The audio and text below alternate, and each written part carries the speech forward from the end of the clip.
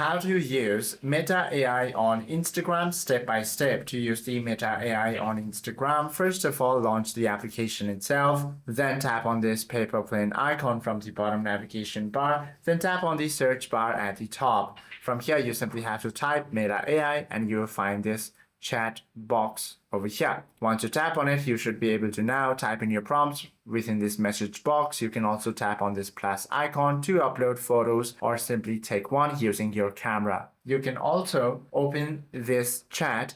You can also call up the AI assistant on your private DM chat. You simply have to go ahead and open any of the conversation. From here, you simply have to tap the new message or pencil icon at the top. From there, you can tap the create an AI chat or simply select the Meta AI from the top of the contact list. Hope this video helps you out a lot. If you have any questions or queries, do comment down below.